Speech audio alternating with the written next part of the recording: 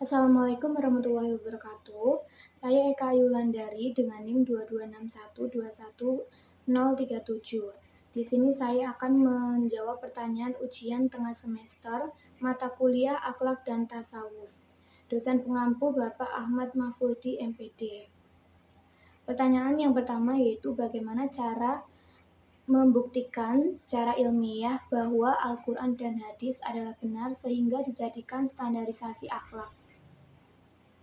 Jawabannya adalah Al-Quran dan hadis mengandung ajaran moral secara mendalam dan universal, sehingga banyak ajaran dari Al-Quran dan hadis itu yang mencakup nilai-nilai yang bisa diterima oleh masyarakat luas pada kehidupan sehari-hari. Contohnya seperti kejujuran, keadilan, kesabaran, kasih sayang, tanggung jawab, dan masih banyak lagi. Standarisasi akhlak berdasarkan Al-Quran dan hadis dapat dibuktikan melalui kesesuaiannya dengan prinsip-prinsip etika yang diterima secara luas dengan teks-teks yang relevan pada Al-Quran dan hadis tersebut.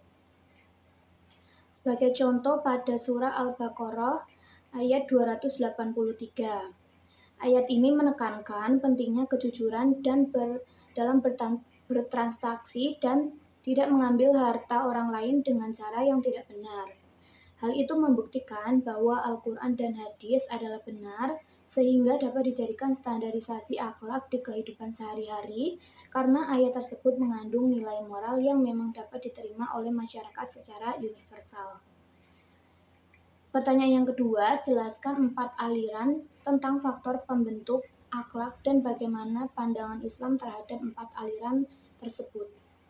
Aliran yang pertama adalah aliran nativisme, di mana aliran ini adalah hasil pembelajaran tidak ditentukan oleh proses, baik dari guru, dari pendidikan, dari pengalaman, ataupun dari lingkungan sekitar, tetapi oleh anak itu sendiri. Anak-anak dengan pembawaan baik, dengan sendirinya akan lebih dapat maju dan berkembang. Sementara anak-anak yang pembawaannya buruk, sejak lahir akan menjadi jahat pada akhirnya. Pendidikan itu tidak memiliki kemampuan untuk mengubah atau memperbaikinya untuk menurut aliran nativisme sendiri. Secara pandangan Islam, Islam mengakui pentingnya lingkungan dan pendidikan dalam pembentukan akhlak seseorang. Hadis Nabi Muhammad SAW menyatakan bahwa anak-anak dilahirkan dalam keadaan fitrah, tetapi orang tua dan lingkungan yang menentukan apakah ia menjadi Yahudi, Nasrani, atau Majusi. Hadis riwayat Bukhari dan Muslim. Artinya, lingkungan dan pendidikan berperan besar dalam perkembangan akhlak. Untuk aliran yang kedua adalah aliran empirisme. Menurut aliran ini, pendidikan sebagai pihak luar yang sangat penting karena mereka menyediakan lingkungan pendidikan bagi anak dan memberikan mereka pengalaman untuk menerima pendidikan. Pengalaman tersebut akan mempengaruhi sikap, tingkah laku, dan watak anak sesuai dengan tujuan pendidikan yang sudah diterapkan. Seperti yang sudah dijelaskan sebelumnya, bahwa Islam itu mengakui pentingnya pengaruh lingkungan dan pendidikan dalam pembentukan akhlak. Lingkungan dan pengalaman hidup juga memainkan peran dalam menentukan apakah seseorang akan tetap berada di jalan kebaikan atau jalan yang menyimpang. Untuk yang ketiga, yaitu adalah aliran konvergensi. Aliran konvergensi merupakan aliran yang berpendapat bahwa faktor yang mempengaruhi pembentukan akhlak dipengaruhi oleh faktor internal atau bawaan sejak lahir dari pertumbuhan fisik dan perkembangan rohaniah. Lalu faktor dari luar atau faktor lingkungan seperti orang tua, lingkungan, dan pendidikan itu juga mempengaruhi sehingga jika seorang anak hidup pada lingkungan yang baik, maka ia akan tumbuh dan berkembang menjadi anak yang memiliki akhlak baik. Begitupun dengan sebaliknya. Teori konvergensi ini sangat dekat dengan pendidikan Islam di teorinya, sehingga masih sering digunakan hingga sekarang. Teori ini cocok digunakan dalam proses pendidikan karena pendidikan merupakan lingkungan yang menjadi tempat terlibatnya individu untuk saling berinteraksi. Untuk yang keempat yaitu adalah teori naturalisme. Untuk teori ini berpendapat bahwa Yang menjadi ukuran baik dan buruknya suatu perbuatan adalah perbuatan yang sesuai dengan naluri pada dirinya sendiri. Karena setiap manusia dalam menuju suatu tujuan akan melakukan tindakan yang didasari atas panggilan alami dari nalurinya. Untuk dari segi pandangan Islam, Islam tidak sependapat dengan pandangan naturalisme yang menganggap bahwa manusia itu hanya dipandu oleh dorongan-dorongan alamiah atau naluriah saja. Islam mengajarkan bahwa manusia itu memiliki akal yang mampu membedakan mana yang baik dan mana yang buruk.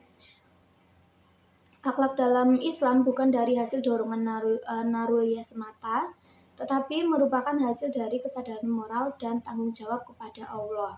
Manusia diperintahkan untuk mengendalikan dorongan naluriah mereka seperti dalam konteks mengendalikan hawa nafsu, melalui ibadah dan pengendalian diri, sesuai dengan Quran Surat An-Nazi'at ayat 40-41.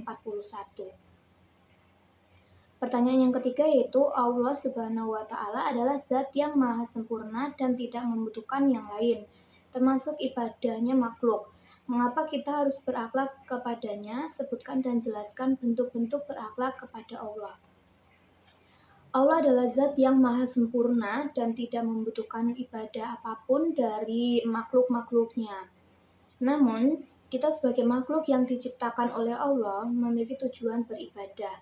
Seperti pada Al-Quran, Quran Surat Al-Zariyat ayat 56. Yang artinya, dan aku tidak menciptakan jin dan manusia melainkan supaya mereka beribadah kepadaku.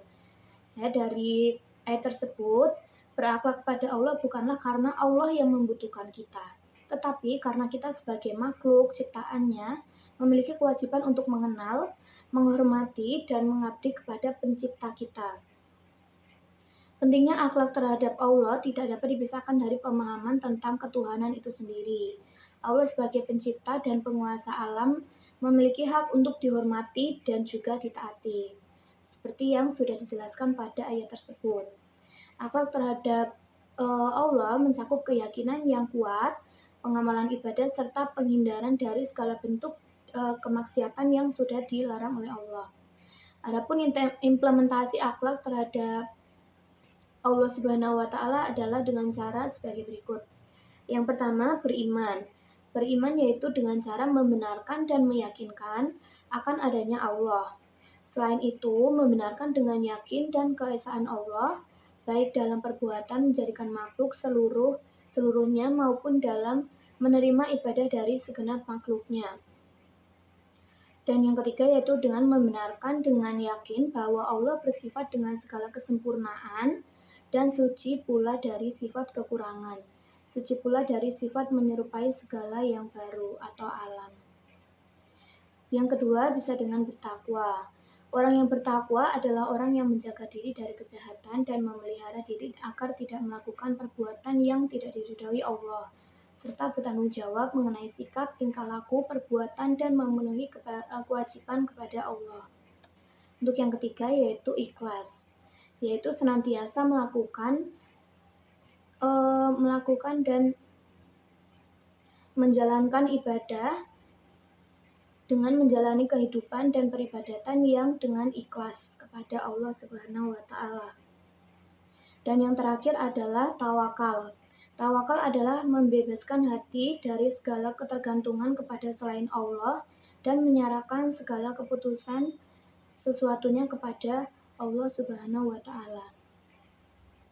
Selanjutnya, pertanyaan yang keempat, mengapa Rasulullah SAW diutus untuk menyempurnakan akhlak bukan ilmu? Jadi untuk akhlak itu adalah landasan dalam ajaran Islam.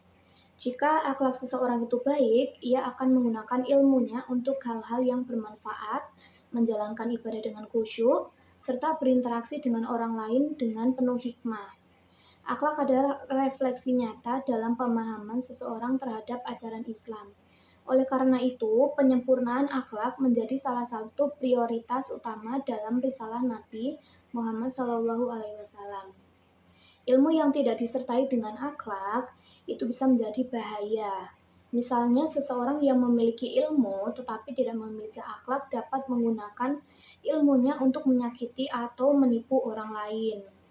Ilmu yang diiringi oleh moralitas dan akhlak yang baik dapat memicu kebaikan dan juga moral yang baik di kehidupan sehari-hari. Begitupun sebaliknya.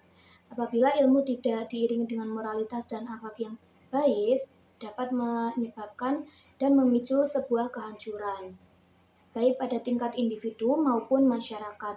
Oleh karena itu, akhlak adalah penyeimbang dari ilmu. Ilmu membantu kita memahami dunia dan agama, tetapi akhlak memastikan bahwa ilmu tersebut digunakan untuk tujuan yang benar dan diridhoi oleh Allah. Pertanyaan yang terakhir adalah apa manfaat sholawat bagi Nabi Muhammad sementara beliau adalah manusia yang mas'um dan sempurna.